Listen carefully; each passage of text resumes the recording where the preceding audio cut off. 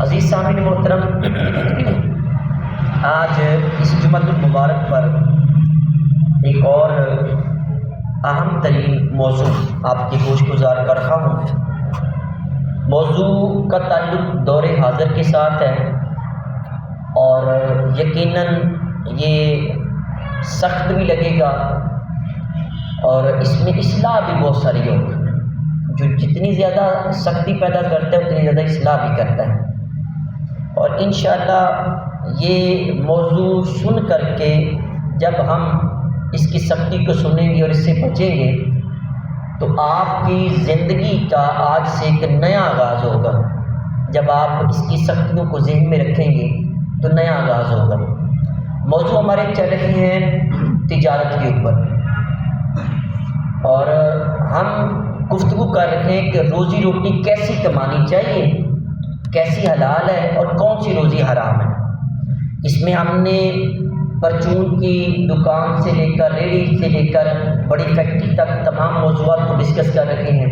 ہم ہر طرح کی روزی روٹی کے بارے میں بتا رہے ہیں، یہ والی حلال ہے، یہ والی حرام ہے، یہ مکروہ ہے، یہ مکروہ تحریمی، ہر چیز کے بارے میں بڑی ڈیٹیل کے ساتھ آپ کو بتا رہے ہیں۔ آج کے دور میں ایک کمائی ہے بے حیائی کی کمائی، کہ کیا وہ بے حیائی کی کمائی جائز ہے یا ناجائز ہے، یعنی the earning of prostitution۔ Prostitution کہتے ہیں کعبہ گری کو۔ کعبہ گری چکلا اس کا نام ہے، اس کا نام زنا کے اڈے ہیں، ان سے حاصل ہونے والی کمائی کا شرعی حکم کیا ہے۔ یہ موضوع جب میں پڑھ رہا تھا تو پھر میں نے اس کو ڈیٹیل کے ساتھ مطالعہ کر کے اور قرآن آیات کو اکٹھا کیا، حدیث کو اکٹھا کیا، تاکہ ہم ایک موضوع کو اچھے طریقے سے شروع سے لے کر آخر تک چلیں۔ عزیز سامعین محترم، جب یہ موضوع میں پڑھنے لگا تو وہاں ایک جملہ جو معاشرے کے ہمارے گردش کرتا ہے وہ بھی میرے ذہن میں گزرا کہ جی وہ فاحشہ عورت ہے لیکن وہ لوگوں کی مدد بڑی کرتی ہے۔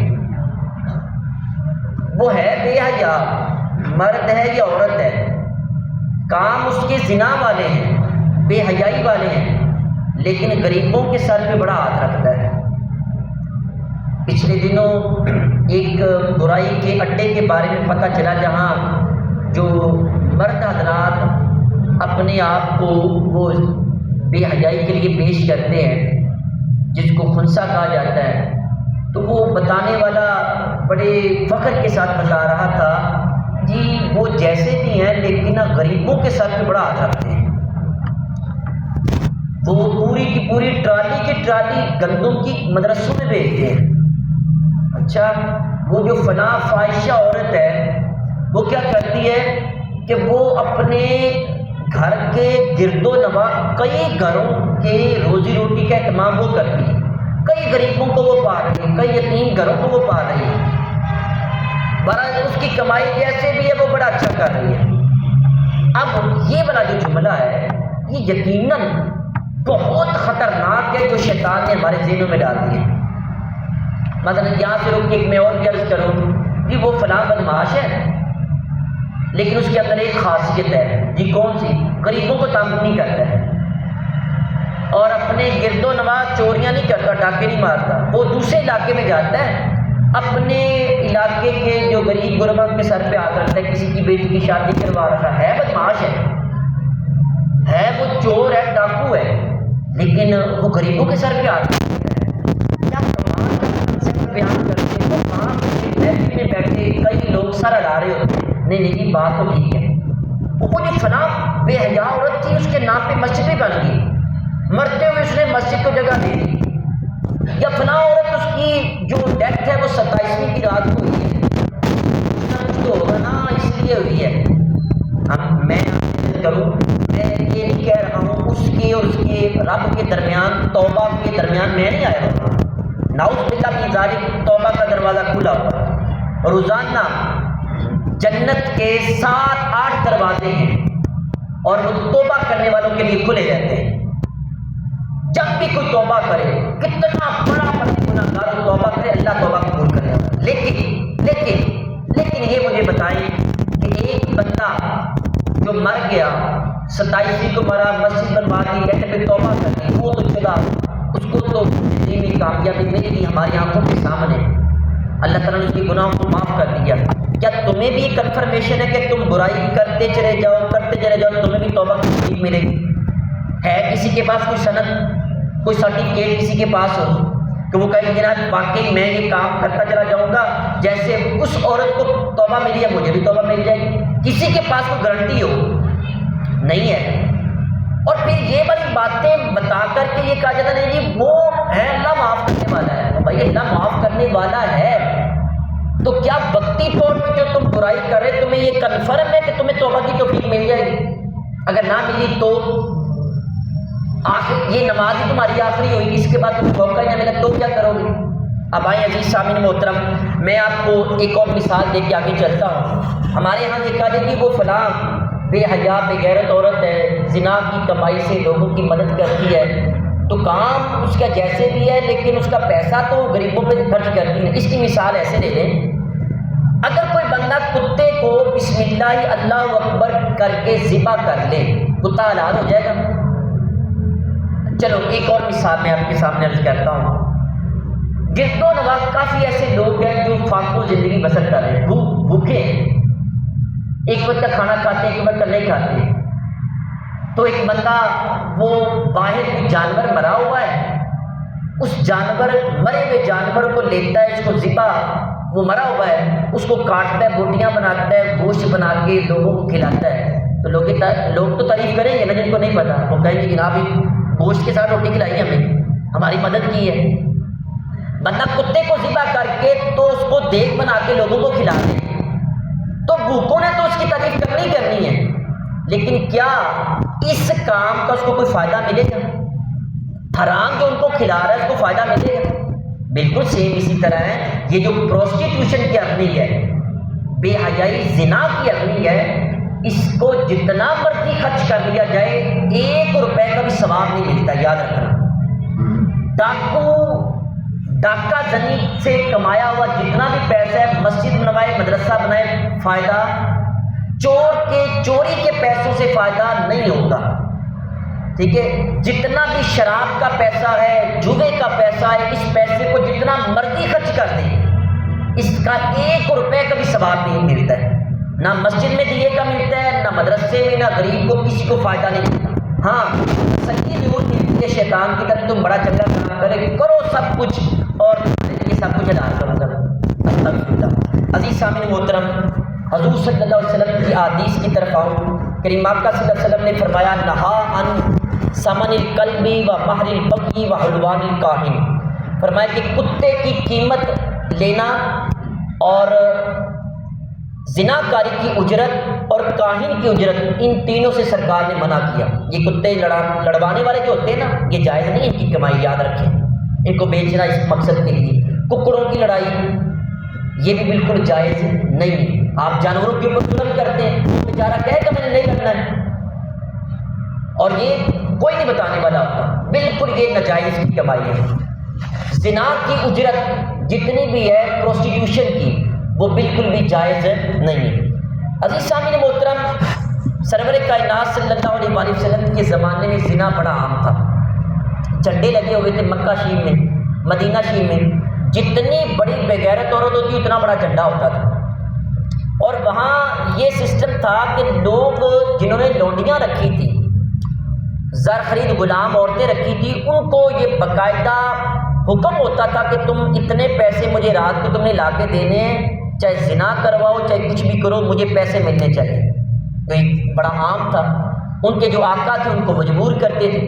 جب یہ کام دیکھا تو اللہ تبارک و تعالیٰ نے قرآن پاک میں آیت نازل کی، سورہ نور میں فرمایا وَلَا تُكْرِهُوا فَتَيَاتِكُمْ عَلَى الْبِغَاءِ إِنْ أَرَدْنَا تَحَصُّنًا، فرمایا کہ اگر وہ تمہاری لونڈیاں وہ پاک دامن رہنا چاہتی ہیں، تم ان کو مجبور نہ کرو زنا کے اوپر، لِتَبْتَغُوا عَرَضَ الْحَيَاةِ الدُّنْيَا، کہ تم دنیاوی مال ان سے حاصل کرو، ان کی کمائی کھاؤ زنا کی، فرمایا یہ جائز نہیں ہے۔ پھر یہاں تک فرمایا وَمَن يُكْرِهْهُنَّ فَإِنَّ اللَّهَ مِن بَعْدِ إِكْرَاهِهِنَّ غَفُورٌ رَحِيمٌ، اگر وہ ان کو مجبور کرے کہ تم زنا کر کے پیسے کما کے ہمیں دو، اور فرمایا وہ مجبوری کے تحت یہ کام کرتی ہیں تو اللہ تبارک و تعالیٰ مجبوری کے بعد ان کو بہت بخشنے والا ہے، یعنی وہ نہیں چاہتی، مالک ان سے کرواتا ہے۔ تو اس کمائی سے اللہ تعالیٰ نے ڈائریکٹ منع فرما دیا۔ اور پھر عزیز سامعین محترم، یہاں تک کہ ہمارے ہاں ایک بڑا جملہ بولا جاتا ہے کہ وہ فلاں غریب ہے، مجبور تھی اور کوئی کمانے والا نہیں تھا، چھوٹے چھوٹے بچے تھے اس کے، یا اس کو گھر سے نکال دیا، بڑے زیادہ ایک جملے بنائے جاتے ہیں، لہٰذا اس نے یہ کام شروع کر دیا۔ تو کیا انتہائی مجبوری کی حالت میں یہ والی کمائی کرنا جائز ہے؟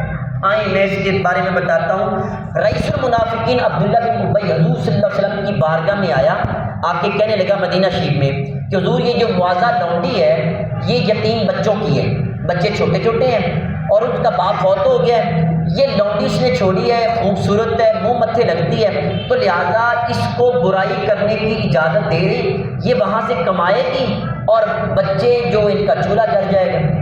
حضور علیہ السلام نے یک لخت فوراً انکار فرمایا، یہ بالکل جائز نہیں۔ اب ہمارے معاشرے میں یہ دیکھیں، نہیں جی آپ کسی کو بھی پروسٹیٹیوٹ کو دیکھ لیں، فاحشہ عورت کو دیکھ لیں، گانے والے کوئی بھی دیکھ لیں، انہوں نے پیچھے اپنے ہسٹری کریٹ کی ہوئی ہے، نہیں جی ہماری مجبوری تھی، مجھے میرے شوہر نے چھوڑ دیا، میرے ماں باپ نے چھوڑ دیا، چھوٹے بچے تھے، شوہر پتہ نہیں کتنی من گھڑت کہانیاں بنائی ہوتی ہیں۔ اور بھائی اگر تم یہ کہتی ہو ہم مجبور تھی اور ہم نے یہ کام شروع کر دیا، تو تمہیں وہ عورتیں نظر نہیں آتی جو گھروں میں برتن مان کے گزارا کرتی ہیں؟ تمہیں وہ عورتیں نظر نہیں آتی جو گھروں میں چنگیرے بنا کے اپنے پیٹ پالتی ہیں؟ کیا وہ عورتیں نظر نہیں آتی جنہوں نے سلائی مشینوں پر کام گھروں میں کر کے، عورتوں کے کپڑے سلائی کر کے اتنی موٹی اینک لگوا لی، وقت سے پہلے بوڑھی ہو گئی، بچوں کو CSS بھی کروا لیا انہوں نے تو نہیں زنا کروایا، انہوں نے تو بے حیائی نہیں کی ہے۔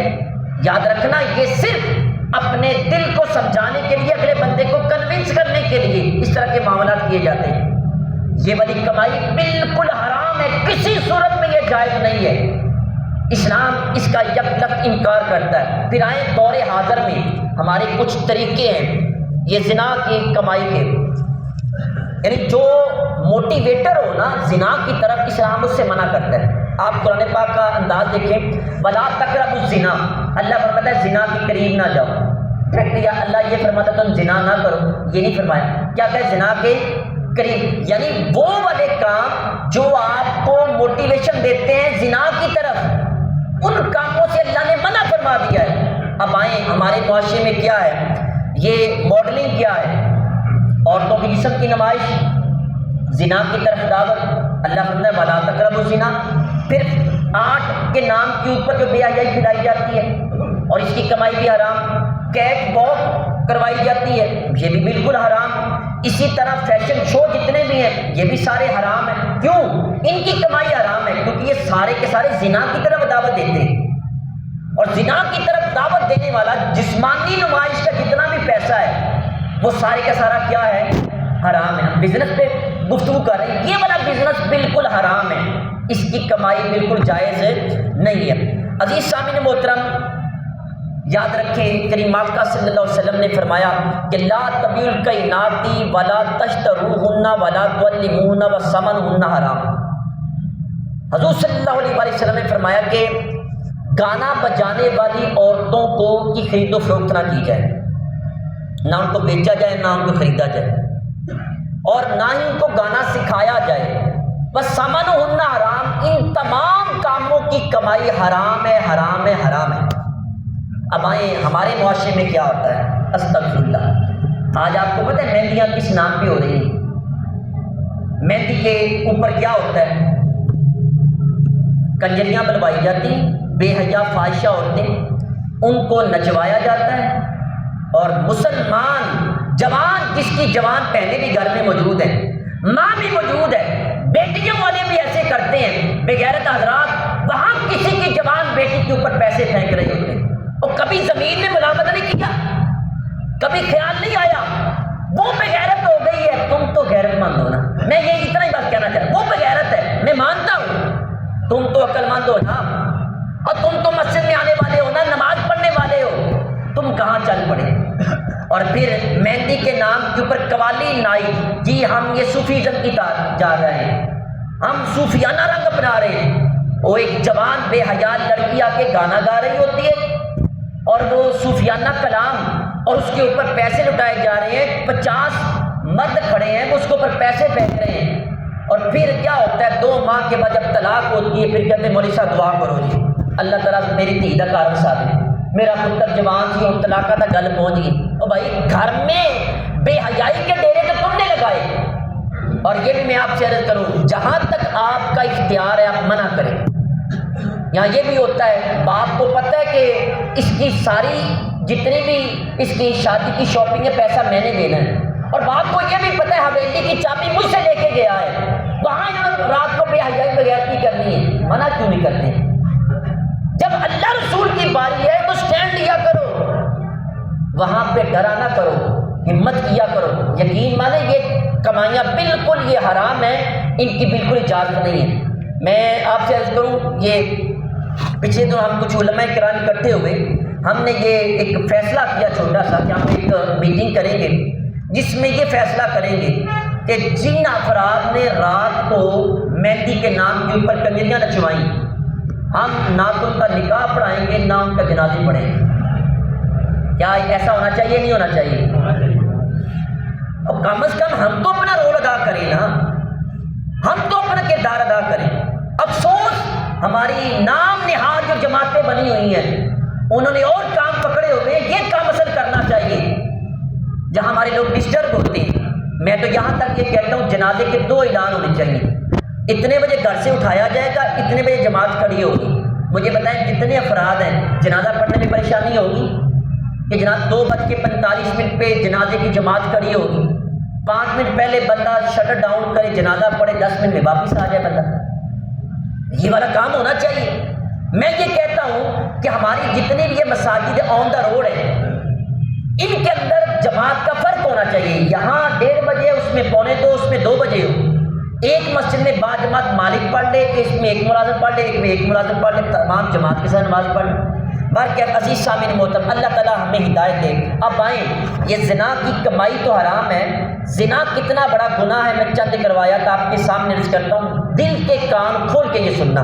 حضور صلی اللہ علیہ وسلم نے فرمایا جب بندہ زنا کرتا ہے برائی کرتا ہے ایمان اس کے سر سے نکل کے سائبان بن جاتا ہے، سائبان بن کے کھڑا ہو جاتا ہے، جتنی دیر وہ گناہ کرتا رہتا ہے ایمان اس کے اندر موجود نہیں رہتا۔ جب وہ زنا کر کے گناہ کر کے فارغ ہوتا ہے ایمان دوبارہ اندر آ جاتا ہے۔ اگر اسی عادت میں موت آ گئی تو کیا کرو؟ ایمان کے بغیر موت آ گئی۔ اس سے آگے چلیں، حضور ارشاد السلام فرماتے ہیں جب آدھی رات کا وقت ہوتا ہے، آدھی رات کے بعد آسمانوں کے دروازے کھول دیے جاتے ہیں، پھر ایک اعلان کرنے والا اعلان کرتا ہے کوئی دعا کرنے والا اس کی دعا قبول کر لی جائے، ہے کوئی مانگنے والا اس کو عطا کر دیا جائے، ہے کوئی مصیبت زدہ اس کی مصیبت کو دور کر دیا جائے۔ یہ پچھلی رات کے وقت اللہ تعالیٰ کی طرف سے آواز بلند ہوتی ہے۔ میں آپ سے پوچھنا چاہتا ہوں کبھی آپ آدھی رات کو اٹھے ہیں؟ کبھی تہجد پڑھی آپ نے؟ کبھی اس وقت جب دریائے رحمت جوش میں ہو اس وقت اللہ سے مانگا ہے؟ یہ میں آپ سے عرض کروں، ایک دوست مجھے کہنے لگے کہ علامہ صاحب ہمارے مولویوں نے کبھی یہ بتایا ہی نہیں کہ اللہ سے بھی مانگنا ہے۔ میرے دوست بڑا ناراض ہو گیا لیکن میں اس کی وہ پوائنٹ پہ پہنچ گیا۔ میں نے کہا واقعی ایسی بات ہم نے بتایا ہی نہیں، ہم پہلی دعا بھی خود مانگتے ہیں دوسری بھی مانگتے ہیں، اب آمین کہہ کے وہ گئے، کبھی خود بھی دعا مانگی اللہ سے؟ کبھی رات کے وقت اٹھے اللہ کی بارگاہ میں رو کے ایک آنسو تو بہا کے دیکھے، کہیں تو صحیح یا اللہ میرے پاؤں کی جوتی کا تسمہ ٹوٹا ہوا ہے، کبھی کہہ کے دیکھیں اللہ سے۔ کبھی پچھلی رات رب کو منا کے دیکھیں، اللہ تو خود آوازیں دے رہے ہیں، کوئی مانگنے والا ہے، کوئی دعا کرنے والا ہے، کوئی مصیبت زدہ، میں سب کچھ دور کر دیتا ہوں، سب کو عطا کروں گا۔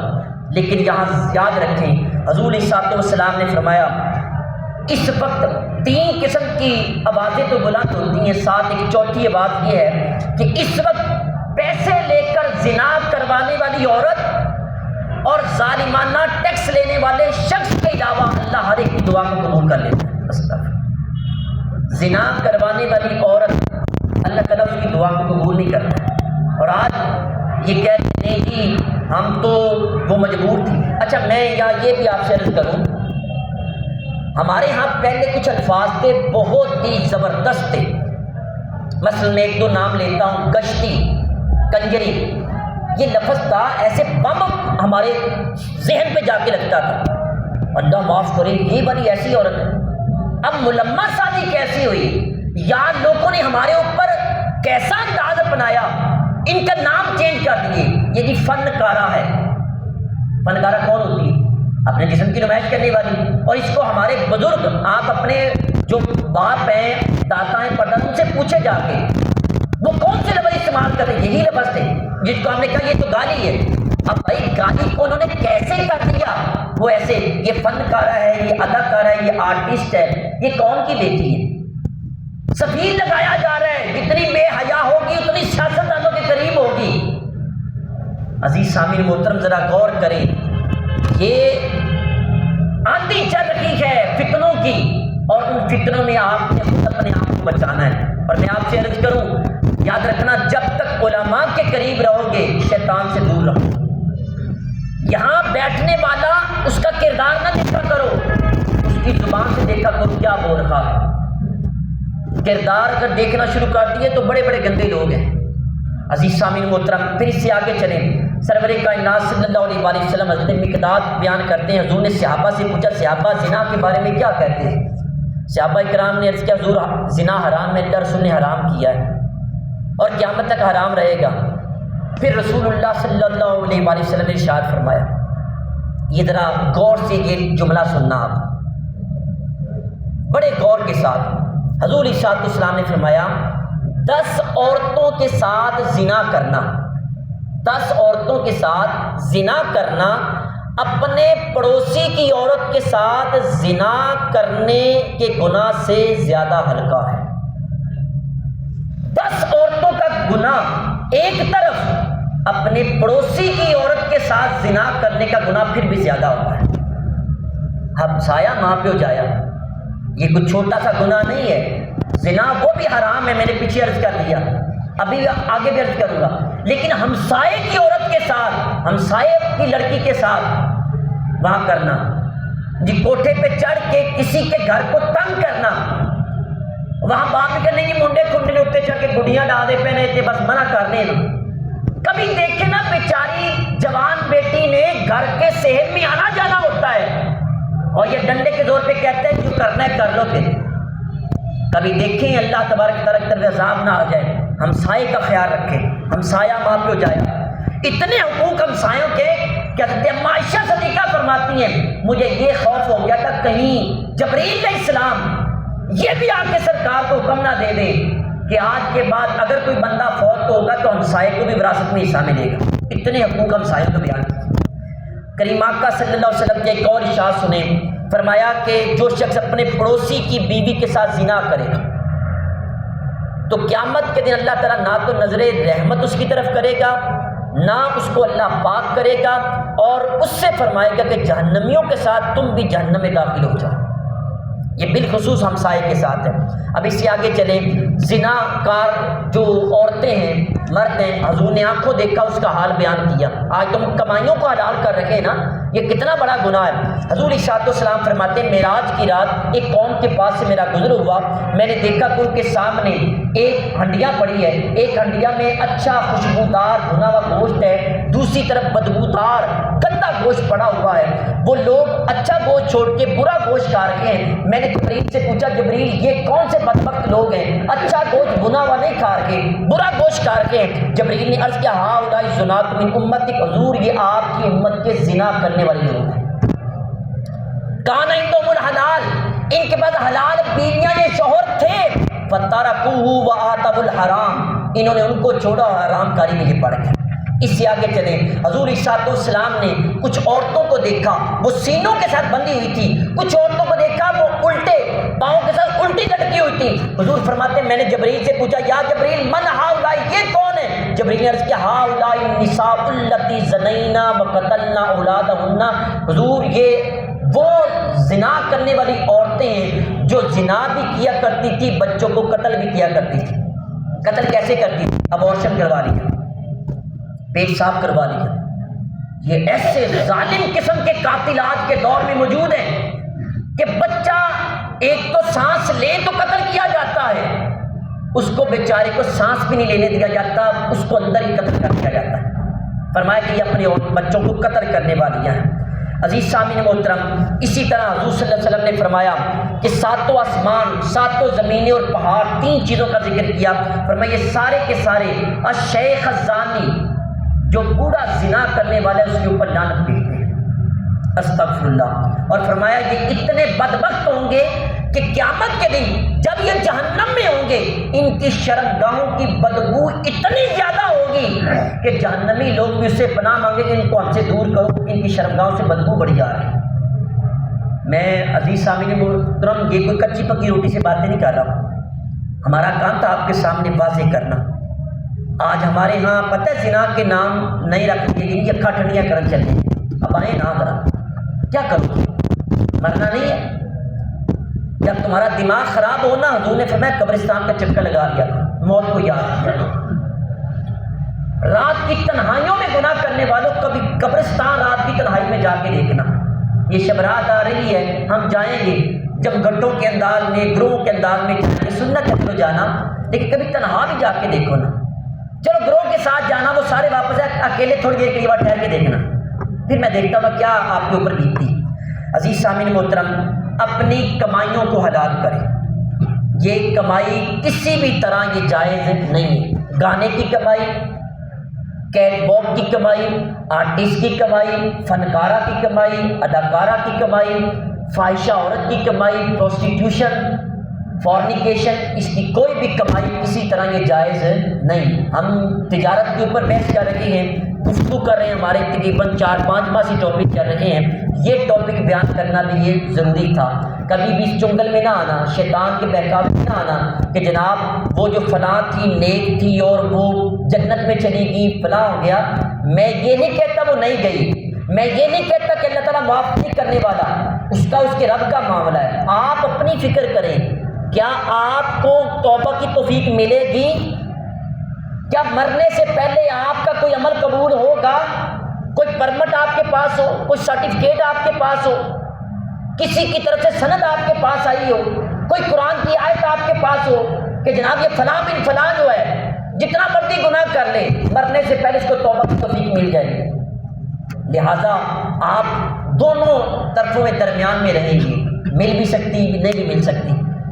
عزیز سامعین محترم، اپنی زندگی کو محفوظ کریں۔ اپنی زنا والی جو زندگی ہے اس کا آغاز آنکھوں سے ہوتا ہے، اپنی آنکھوں کو درست کریں۔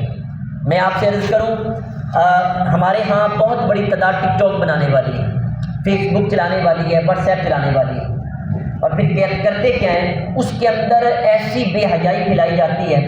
اور بعد میں آپ سے کہوں، اگر آپ نے کوئی اسٹیٹس لگایا، آپ سو گئے، آپ کو موت آ گئی، 24 گھنٹے سے پہلے اسٹیٹس ختم نہیں ہوگا۔